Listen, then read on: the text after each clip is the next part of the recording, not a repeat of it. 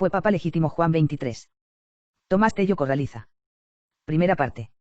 Se da el consenso unánime en considerar como pseudopapas o intrusos a los detentadores de la sede de Pedro, a partir de Montini, Pablo VI. La división de opiniones comienza, cuando se trata de Roncalli. Pero el reconocimiento de la división de opiniones en este punto concreto, no debe ser motivo para nuevas fricciones y divisiones, entre sedevacantistas, que dañen la unidad de la caridad. Acato plenamente el punto 3, del juramento para preservar la unidad de la Iglesia Católica, formulado por los Mons. Moisés Carmona, RIP, y Mons. Marca Pivarunas, con ocasión de la consagración de este por Mons. Carmona. No obstante, los hechos son los hechos, y debemos convenir en que se trata de una cuestión disputada y disputable. Esto es lo que me propongo poner de manifiesto en el presente artículo. Primera postura: no se puede dudar de la legitimidad de Juan XXIII. Base principal y pudiéramos decir que única, en la que se apoya, la aceptación de la Iglesia Universal y el hecho de haber mantenido su autoridad incontestada, durante todo su reinado. Se suele citar el siguiente texto del cardenal Journet: validez y certeza de la elección puede ser nula. Pero la aceptación pacífica de la Iglesia Universal, uniéndose actualmente a tal elegido como jefe, al que ella se somete, es un acto por el que la Iglesia compromete su destino. Es un acto, per se, infalible, y que es inmediatamente conocido como tal. La aceptación de la Iglesia se realiza, bien negativamente, cuando la elección no es combatida inmediatamente, o bien positivamente, cuando la elección es aceptada, primeramente, por los presentes y progresivamente por los otros. Consecuencia, nadie tiene el derecho de contestar, ni poner en tela de juicio la validez de elección, ni su plena autoridad, de Juan XXIII, Papa incuestionado durante su corto reinado, y, por tanto, incuestionable. No es de extrañar que el P. Bárbara, siguiendo este principio al parecer inconmovible repute, o reputara, en cierta ocasión, pecado grave contra la fe, poner en duda la legitimidad de Roncalli. No obstante, habrá que decir, et pur si muove, ya que existe una verdadera legión de sedevacantistas que sustentan la opinión diametralmente opuesta. Por tanto, al no estar la cuestión clara, los de la primera opinión deben abstenerse de anatematizar a los que mantienen la segunda, y viceversa, hasta tanto no se aclare debidamente la cuestión. No obstante, habrá que decir, et pur si muove, ya que existe una verdadera legión de sedevacantistas que sustentan la opinión diametralmente opuesta.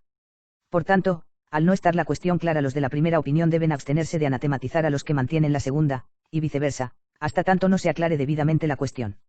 Segunda postura: Roncalli fue un intruso, el primero de la serie. Existe una tercera postura intermedia, que se debate en la duda. Yo mismo la puse en duda, hace tiempo, y así lo manifiesto en mi trabajo sobre Juan 23.2. Aquí, no se tratará de esta última postura. Es el lector el que debe sacar sus conclusiones. Se ha dicho que afirmar la ilegitimidad de Roncalli es una afirmación gratuita. Quiero demostrar que, por desgracia, no se trata de una afirmación gratuita, sino muy seriamente fundada. En efecto, Roncalli dio pruebas evidentes de su heterodoxia, tanto de palabras, como con los hechos, actitudes y directrices, elementos todos que, aisladamente, pueden ser índice de la heterodoxia de un cristiano. 3 sobre todo, sí, como en el caso que nos ocupa, se consideran en su conjunto y en su convergencia. Cuando se iniciaron las sospechas.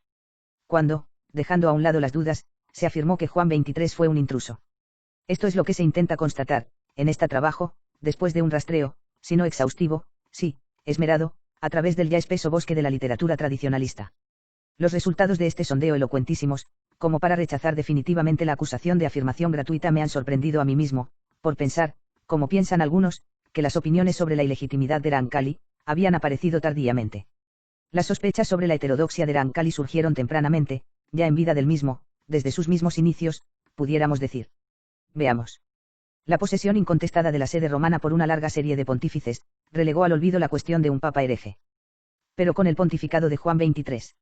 Subrayado mío, un observador atento puede advertir que ese delicado asunto comienza a interesar de nuevo, poco a poco, a los círculos especialistas. 4, y en nota, al pie de página, enumera los factores que hicieron retoñecer el problema. 1. La convocatoria del Vaticano II. 2. Los síntomas profundos de la crisis de la Iglesia que ya, en aquel momento, o sea durante el mandato de Juan XXIII, constituían motivo de preocupación para muchos espíritus. El siguiente informe lo ofreció la revista alemana Einsicht. Dice así. Un obispo lloró, Ein Bischof 20. Se sabe de un obispo que lloró al ser elegido Roncalli, presintiendo el terremoto que éste provocaría en las estructuras milenarias de la Iglesia. Einsicht transcribe con mayúsculas la noticia entera. Cuando el 28 de octubre de 1958, a las 18 horas, fue conocida la noticia de la elección como Papa de Roncalli, en un lugar de Francia, un obispo lloró, por considerar que sería una catástrofe para la Iglesia, pues, a su juicio, habían elegido a un conformista bonachón, que había dado a entender, de sobra, siendo nuncio en París, lo que daba de sí, advertencias frívolas sobre el vino y romerías. Y apostilla e insist, ¿acaso, además de este, lloraron también otros obispos? Firma Joachim May. CF. E insist, y, 4, julio de 1971, p. 18. Las sospechas, sobre la heterodoxia de Juan XXIII surgieron, pues durante su mandato, en el campo tradicionalista. El honor de la primera cita, como muestra concreta, se lo merece el último documento llegado a mis manos.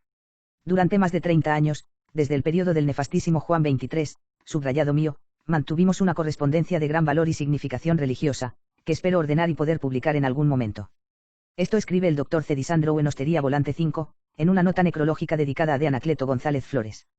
Si la susodicha correspondencia se remonta a más de 30 años, tenemos que retroceder, al menos, al año 1961, en pleno reinado de Rancali. Se cuestiona su ortodoxia y, por tanto, virtualmente, su legitimidad. Por eso, lógico y consecuente, el Dr. Carlos Disandro afirmó más tarde y proclamó paladinamente la ilegitimidad de Rancali. Este Boitila quiere completar el trabajo de destrucción iniciado por el masón Rancali VI. Son papas ilegítimos, pues, Roncalli, Mountini. 7. Ese modernismo resulta, pues, un verdadero fraude que conduce al ecumenismo sociomórfico de Juan XXIII. Paulo VI, etc. Lo pone en el mismo plano que a los demás reconocidos universalmente como usurpadores. 8. Al quinquenio 1959 a 1964 le llama primer quinquenio de ruina. 8.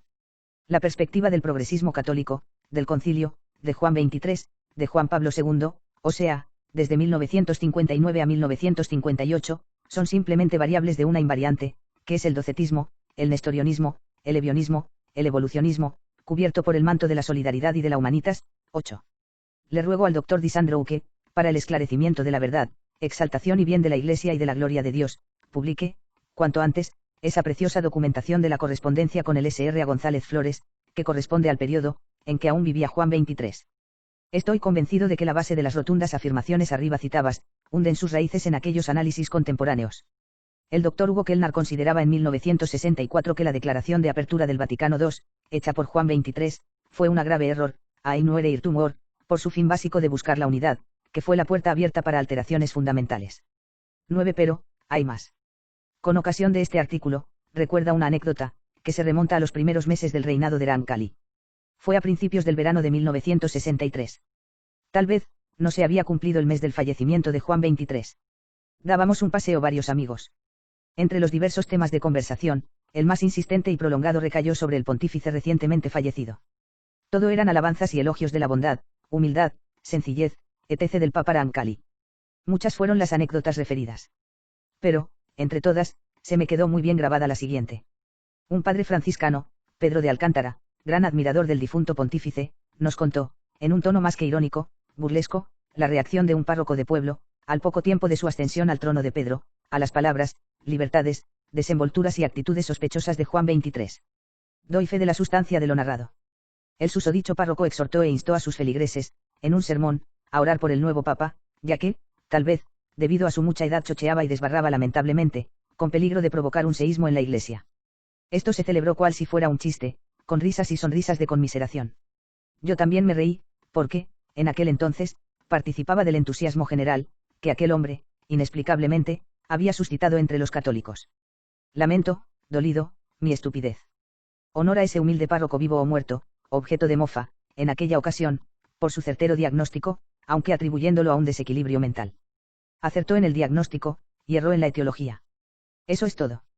Pero nadie le podrá negar la penetrante intuición, que da el sensus fidei, para captar el papel de Roncalli, en todo el negocio de destrucción de las estructuras eclesiales desde dentro, según pusieron de relieve algunos de los de la cuerda. Como, por E.J. Ibs Congar, O.P. La Iglesia Católica ha entrado en un proceso de reforma interna, como jamás ha conocido a lo largo de la historia. Nunca ha podido saberse de una manera precisa lo que Juan XXIII quería dar a entender con la palabra aggiornamento, vocablo utilizado universalmente en la actualidad. Y, Juan XXIII supo crear, en pocas semanas, subrayado mío, un clima eclesial nuevo. La apertura más amplia ha venido, pues, de arriba, subrayado mío. De un solo golpe, las fuerzas renovadoras 10. La situación de la crisis eclesial incipiente, pero galopante, previa a la celebración del concilio, la denuncia, apuntando a Juan XXIII como causa de las mismas, George de Nantes 11. Pero, ya sabemos que a G. de Nantes no se puede pedir que sea consecuente en este aspecto determinado. Es un hombre que sabe exponer, con conocimiento de causa, la premisa, pero se resiste a tragarse la consecuencia. No es, pues, de extrañar que, dadas las premisas expuestas más arriba, se emitiera también explícitamente muy pronto el juicio de que la Santa Sede estaba vacante, a partir de la muerte de Pío XII. Oigamos el testimonio más antiguo que he encontrado. Extremadamente crítico frente al concilio, que acababa de terminar, el profesor Reinhard Laut estaba firmemente convencido y, con él, todos sus discípulos, de que la sede de Pedro estaba vacante a partir de Juan 23. Subrayada mío, 12. Le ruego e insto al profesor Laus, lo mismo que hice más arriba con el doctor Disandro y con la misma finalidad, que publique las bases de su razonamiento por aquellas calendas, que le llevaron a emitir tan precozmente su categórico juicio. Y, para terminar, otro testimonio, que se encuadra en la década F los 60. George Denantes refiere que, en un debate, 30 de enero de 1970, alguien hizo la siguiente afirmación: a partir de la muerte del gran Papa Pío XII, ya no tengo pastor. Con estos precedentes que pudiéramos llamar la prehistoria de la cuestión de la vacancia de la Santa Sede y a sus protagonistas, precursores o pioneros de la misma, doy por terminada este artículo. Queda demostrado que el Sensus Fidei detectó, desde los primeros momentos, los desvíos de la fe de Roncalli ocupando el solio pontificio. Se pusieron las premisas, de las que necesariamente brota la ilegitimidad del mismo y, en la misma época de la década de los 60, se manifiesta explícitamente. Segunda parte. Hasta aquí, hemos expuesto los antecedentes del sedevacantismo, lo que pudiéramos llamar su prehistoria. Se habló de su trayectoria, desde su génesis y primeros brotes y de las primeras negaciones explícitas de la legitimidad de Juan 23. Es un periodo que abarca la década de los años 60. A partir de esos datos seguros, que pueden servir de base para ulteriores investigaciones, invito a los estudiosos interesados por el tema, a que amplíen la información sobre dicho periodo. En el presente artículo, me limitaré a ir recogiendo por orden cronológico, en la medida de lo posible, todas las declaraciones y opiniones de que tengo noticias, que retrotraen la vacancia de la Santa Sede a partir de la muerte de Pío XII. Me centraré, de modo especial, en aquellas asociaciones y publicaciones, que, en calidad de tales, pudiéramos decir que de manera oficial, se han proclamado sedevacantistas desde la ascensión al trono de Pedro de Roncalli, considerándolo como el primer intruso y pseudopapa de la serie. Este procedimiento es mucho más rentable, informativamente hablando, que las citas de opiniones individuales, por ejemplificar de manera considerable el área del campo sedevacantista de los que no admiten la legitimidad de Roncalli, ya que por cada asociación o publicación que se declare y manifieste en calidad de tal, se debe multiplicar, no por todos, por supuesto, pero, sí, por una cantidad ampliamente mayoritaria de miembros pertenecientes a tal asociación, o de lectores de tal publicación. Empecemos. 1. La primera asociación que debe aparecer, por orden cronológico, según mis noticias, es la de origen español, el Ejército Blanco, con sede en Barcelona, su fundador Félix Sesma, sedevacantista avant la lettre, y uno de los primitivos en el mundo tradicionalista en circular a los miembros de la asociación, enero de 1974, habla del rumbo que ha tomado la Iglesia en el transcurso de estos 14 años. Y en carta, a mí dirigida, del 11 de marzo de 1974, dice: Juan 23 fue el que inició la entrega de la Iglesia a sus enemigos. En otra circular posterior, mayo de 1975, habla de que hacía ya 15 años, en que se había interrumpido la multisecular fidelidad que entera le guardó la Iglesia. Se trata de afirmaciones implícitas. Pero las explícitas no tardaron en llegar. Llegó una circular Perpetuidad del triunfo de la Iglesia, de fecha 8 de diciembre de 1976. Oigamos: la abominación de la desolación, Mat. Xib. 15, entró en la Iglesia con el pontificado que sucedió a su santidad Pío XII, al convocar un concilio para ponerla al día. El concilio instauraría oficialmente en la Iglesia el erróneo aggiornamento, el erróneo ecumenismo. Le daría un corte liberal. La adaptaría a los valores democráticos humanos, a las situaciones nuevas y cambiantes de la sociedad. Terminemos: las condenas y censuras que la Iglesia de Cristo estableció en sus cánones sagrados y bulas, para aplicarlos a los eclesiásticos caídos en herejía, cismas, etc. alcanzaron de lleno, con todo su peso y rigor, al liberal Juan 23. Respetuoso con el error, al que guardó consideración, su delirio sedicioso que le llevó a convocar un concilio que sacudiría a la Iglesia hasta sus cimientos. Juan 23 inicia el ciclo de los pastores fantasmas. Sus desvíos en la fe le llevaron también a rehabilitar a Mons J.B. Montini, incluso a nombrarlo cardenal. 14. 2. Hostería volante, del Dr. Carlos Disandro, del que ya se habló en el artículo anterior. 3. En 1980, el P. Gervel Elay y Álvaro R. Arandigoyen, directores respectivos de las extintas publicaciones TRAD y CIO con acento ON y Fidelidad a la Santa Iglesia, hicieron pública una protesta conjunta de fe católica. En dicha protesta, se declara vacante la Santa Sede, a partir de Juan 23, al que consideran primer intruso de la serie de pseudopapas conciliares. 15.4. Didasco: no, el azar no pudo llevar al timón de la nave católica a un deísta racionalista. Roncalli fue el digno precursor de los tres siguientes: Montini, el destructor de la misa; Luciani, el admirador del satanista Carducci; y Wojtyla, el pregonero de los derechos humanos. 5. Les tres non, conformistes, LNC, de René Rouchet. Mr. René Rouchet. Basado en el juramento que tenían que hacer los papas, al ser coronados, concluye, Juan XXIII fue el primero en excomulgarse a sí mismo, por las novedades proclamadas, desde su acceso al trono de Pedro, 1 grado, la Iglesia se abstendrá de condenar, 2 grados el aggiornamento, esto es, la adaptación de la Iglesia al mundo, 3 grados, su complicidad con los modernistas en el concilio. 17.6, Les Jeux Ouverts, Asociación Canadiense. Esta afirma con énfasis, en varias ocasiones, la vacancia de la Santa Sede, a partir de Rancali. A. Constatamos que tanto Juan Pablo II, como Juan XXIII, profesan una doctrina que no es la católica 18. B. Tanto Juan XXIII, como Pablo VI. Han multiplicado las declaraciones y los actos contrarios a la tradición católica, desde su acceso al trono de Pedro incluso, antes, según confiesan observadores menos imparciales. Ellos eran conscientes de su precaria situación. De ahí, su prudente marcha atrás, cuando se veían desenmascarados. 19. C. Es preciso declarar que Juan XXIII, Pablo VI, etc., no son papas, sino intrusos. Y da la razón, por sus declaraciones absolutamente contrarias a la enseñanza católica habitual. 7. D. Juan XXIII, no ha enseñado el error accidentalmente y por inadvertencia, sino que lo han impuesto metódicamente en sus discursos. Encíclicas 20 se debe advertir que dicha asociación no lo considera mera opinión, sino una exigencia de la fe. Es el reverso de la opinión del P. Bárbara. Cayer Notre Dame du Tresa Introuser.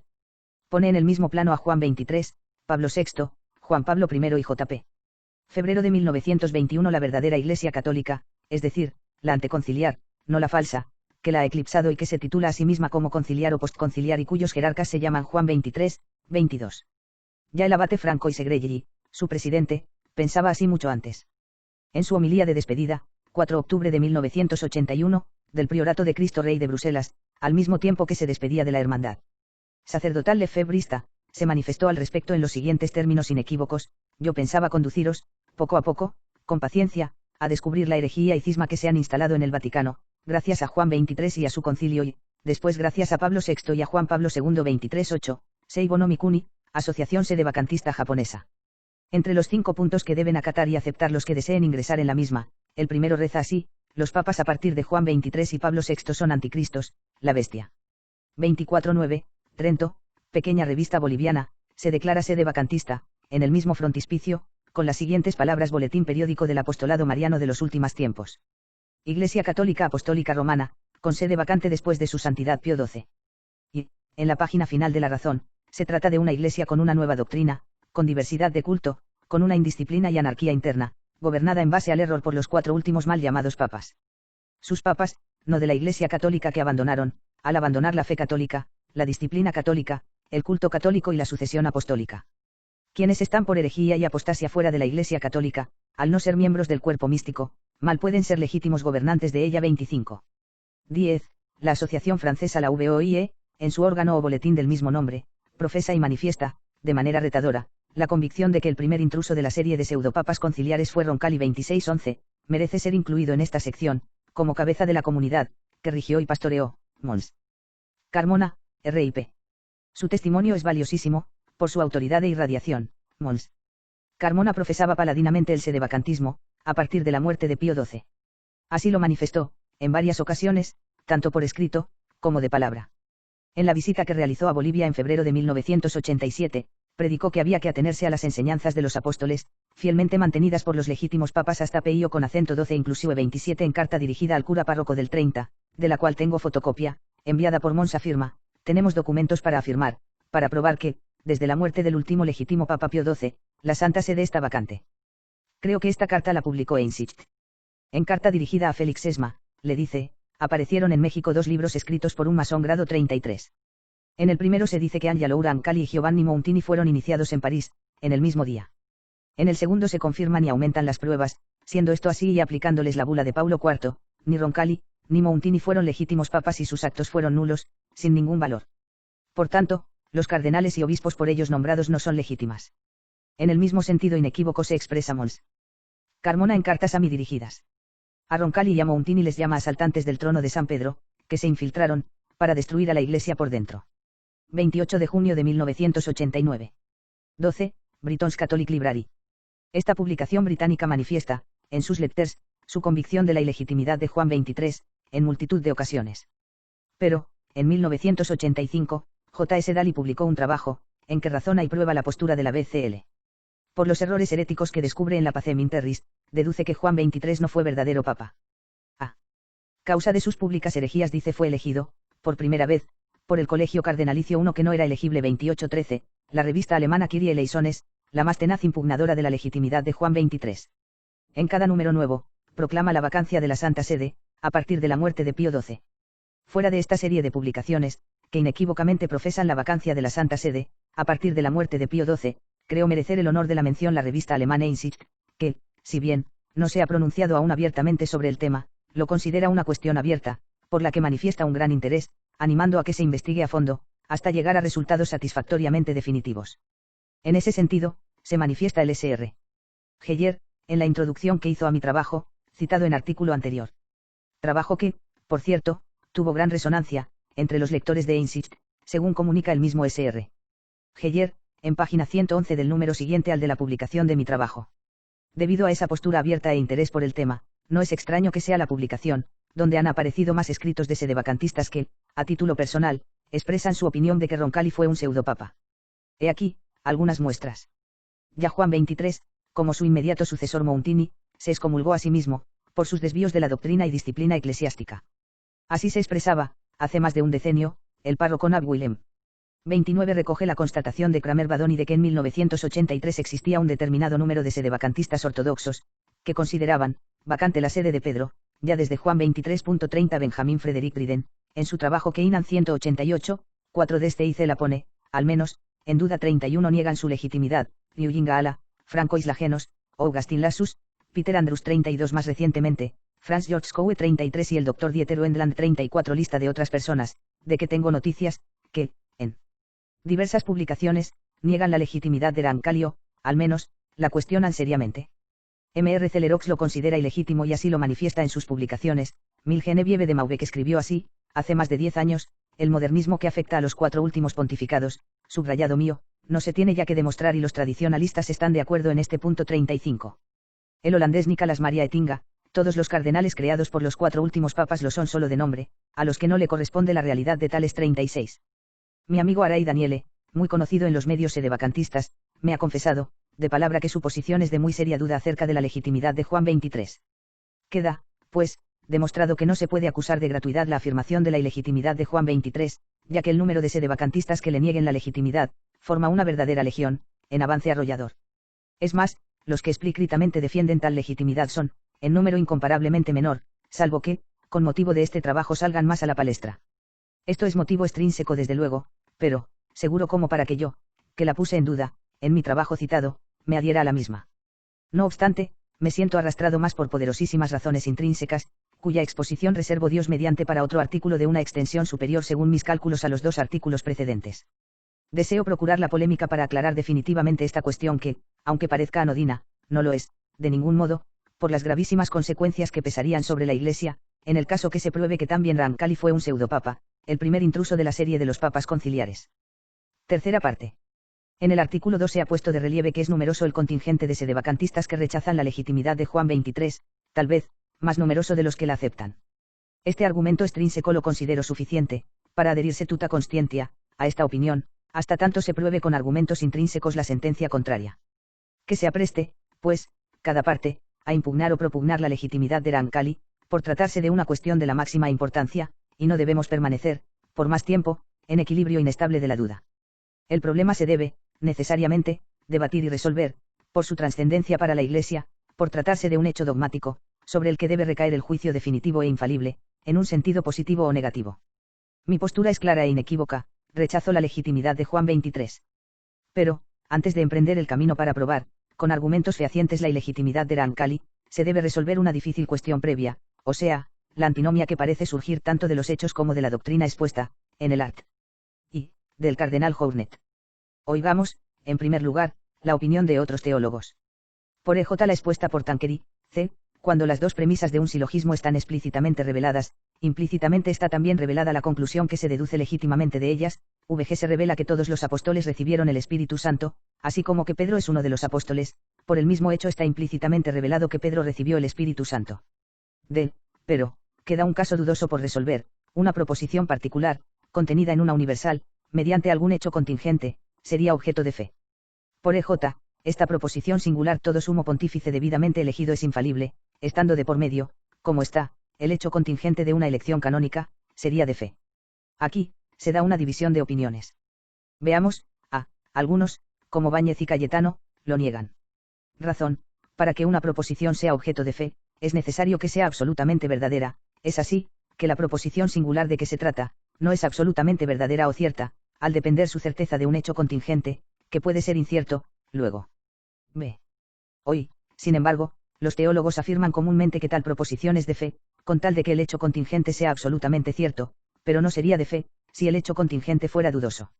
En efecto, tan pronto como consta de la certeza del hecho contingente, se evidencia que la proposición particular está contenida en la universal, y, por tanto, que fue revelada, pero, si el hecho contingente no es cierto, entonces hay que atenerse a la opinión, esto es, que la conclusión no es segura y, por tanto, no puede ser de fe. 1. He aquí, otra exposición del tema, que considero más claro que la luz del sol, para revolver el problema. Resumo, elección legítime de un pape. Es indudable que, desde el punto de vista canónico, existe una garantía externa, que permite tener, a posteriori, como legítimamente elegido al que lo fue en el conclave, hasta prueba en contrario, ya que es mejor la condición del poseedor. Al que la Iglesia entera acepta, sin contestar, como su jefe visible, debe normalmente ser reputado tal. Ahora bien, dicha garantía externa no es absoluta, ni independientes de condiciones internas, hasta el punto de excluir a priori, toda nulidad posible de elección, o la perdido ulterior por cisma, herejía. En efecto, por derecho divino, ninguno puede ser válidamente elegido como papa, si no es católico, de sexo masculino. Como se trata de hechos constatables, si se llegan a descubrir a pesar de su reconocimiento como legítimo por la Iglesia Universal, ello no impediría la nulidad de su elección, así como establecerla de pleno derecho, por el mero hecho de su descubrimiento. Con otras palabras se debe poner de relieve, a este propósito, que la dicha garantía externa, y las condiciones internas, para la validez de una elección pontifical no son datos congelados, una vez que se pronunciaron las palabras Habemus Papam. Por tanto, si en el caso, no disponemos de una fórmula mágica, podremos estar seguros de tener un papa, auténtico sucesor de Pedro. Por supuesto. Dado que la Iglesia es, a la vez, visible e invisible, las dichas condiciones internas, no son realidades esotéricas, sino realidades constatables, que se pueden descubrir, que nos informan acerca de la participación actual, o no, de tal miembro jerárquico de las notas de la verdadera Iglesia. 2. Por tanto, si en el caso, no disponemos de una fórmula mágica, podremos estar seguros de tener un papa, auténtico sucesor de Pedro. Por supuesto. Dado que la Iglesia es, a la vez, visible e invisible, las dichas condiciones internas, no son realidades esotéricas, sino realidades constatables, que se pueden descubrir, que nos informan acerca de la participación actual, o no, de tal miembro jerárquico de las notas de la verdadera Iglesia. 2. Con la aclaración precedente, la antinomia se desvanece. Los teólogos citados se explican con mucha más exactitud que Journet, distinguiendo entre el aspecto jurídico y el aspecto ontológico de la validez de la elección papal. En efecto, sin la legitimidad ontológica, no puede darse la legitimidad jurídica.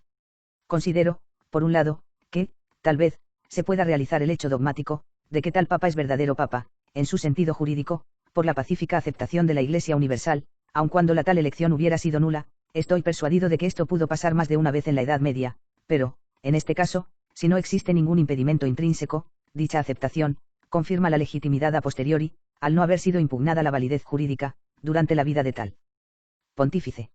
Ahora bien, si realmente existe un impedimento intrínseco, su legitimidad estará en precario, hasta tanto la Iglesia lo descubra y pronuncie su juicio definitivo sobre el hecho. Por otro lado, no se debe dudar de que la Iglesia dilucidará, infaliblemente, la legitimidad o ilegitimidad, ya que el error, aunque se trata de un hecho dogmático, no podrá anidar pacíficamente en el cuerpo místico de Cristo.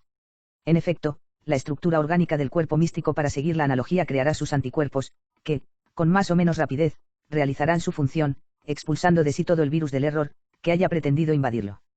Esto puede hacerse rápidamente, pero también podrá durar un espacio de tiempo, más o menos largo, pues, después de la invasión, para seguir con la analogía, se sigue un periodo silencioso de incubación, más o menos largo, antes de que los anticuerpos emprendan la lucha contra el elemento invasor. Esto significa que el argumento tomado ex silentio del que se abusa no es tan contundente como para asegurar que sea suficiente para un juicio definitivo. Oigamos, de nuevo, sobre esto, la exposición de Mysterium Fidei. Hay quien esgrime el argumento del silencio de los obispos, para concluir con los hechos de que Pablo VI debe considerarse y decirse como legítimo hasta su muerte, por el hecho de su aceptación de la Iglesia Universal. Pero, es el hecho de que muchos obispos, 70, rehusaron firmar la Declaración Conciliar Dignitatis Personae Humanae. Dichos obispos, No obstante, no rechazaron públicamente esa doctrina, sino que transcurrieron varios años, hasta que uno de ellos, Lefebvre, manifestó públicamente su disconformidad o oposición a tal declaración en nombre de la fe. Por lo que es preciso responder a esta cuestión, habría que decir que, en el espacio de tiempo que media entre los años 1965 y 1974, en que se hicieron las primeras protestas públicas de un solo obispo, la Iglesia había recibido universal y pacíficamente tal doctrina. Si la respuesta es afirmativa, entonces se tendría que admitir que la Iglesia universal había caído en herejía. Pero si es negativa, se tendría que admitir a fortiori que el silencio, incluso durante varios años, de los obispos acerca de la ilegitimidad de tal papa, no basta para establecer la susodicha universal aceptación pacífica por parte de la Iglesia. Se ha dicho a fortiori, pues, lo que es cierto con relación a una doctrina definida, lo es a fortiori, al tratarse de un silencio relativo a un simple hecho dogmático, o sea de la legitimidad de tal papa. Punto. 3. A este propósito, se puede traer a colación el siguiente hecho. La Amanei, con su obra Essai sur le Indifference, causó un gran alborozo en el mundo católico, y hubo quien creyó encontrarse ante un nuevo Tertuliano o un Bossuet.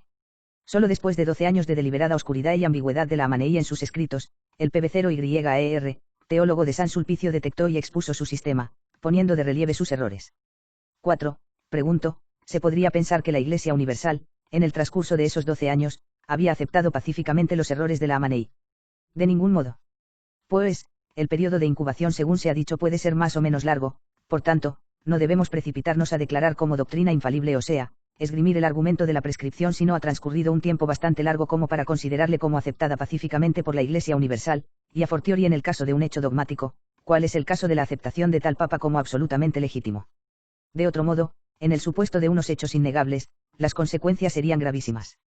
Por otro lado, tenemos la doctrina inequívoca del magisterio eclesiástico en relación con este caso. Adicientes vod si uiomuam tempore apparuer italicem episcopum, seu etiam Romanum pontificem, a fide catholica debias eiuti in aliquam aeresim incidisse, promotio seu assumptio Deo, etiam in concordia et de unanimi omnium cardinalium assensu Deo, irrita et in necessitat. Et cuius vis temporis in praemisi cursum, convaluise dicie eiuti convalestere posit, nec pro legitima in aliqua sui parte habeatur. 5. Esto es, agregamos también que, si en alguna ocasión aconteciera que algún obispo, o incluso el romano pontífice, se pusiera de manifiesto que se había desviado de la fe católica o había incurrido en alguna herejía, su promoción o elevación, incluso si ésta se hubiera realizado con absoluto acuerdo y unanimidad de todos los cardenales, es nula, irrita y vana, y de ningún modo puede decirse que quedó convalidada y pueda convalidarse, por su aceptación del cargo, o por la subsiguiente posesión o cuasi posesión de gobierno y administración, o por la obediencia que todos le prestaron, cualquiera que sea el tiempo transcurrido, después de los supuestos antedichos, ni ser tenida por legítima en ninguna de sus partes. Aquí, tenemos la coincidencia, no podría ser de otro modo, la doctrina del magisterio con la razón o razones expuestas más arriba. Además, tenemos el hecho histórico del caso del Papa Honorio, condenado 40 años después de su muerte, a pesar de que algunos de sus sucesores honraron su memoria. Creo que, para el que quiera ver, toda esta cuestión ha quedado muy clara. Aquellos que, basados en la opinión de Journet, se lanzan a condenar la opinión contraria, en este caso, cual si fuera un crimen, carecen de toda base y yerran groseramente. Lo que se puede afirmar como cierto es que la Iglesia, en su día, se tendrá que pronunciar infaliblemente sobre el caso de Rancali. Mientras tanto, impugnar la legitimidad de Juan 23 es absolutamente legítimo. Tomás Tello Corraliza.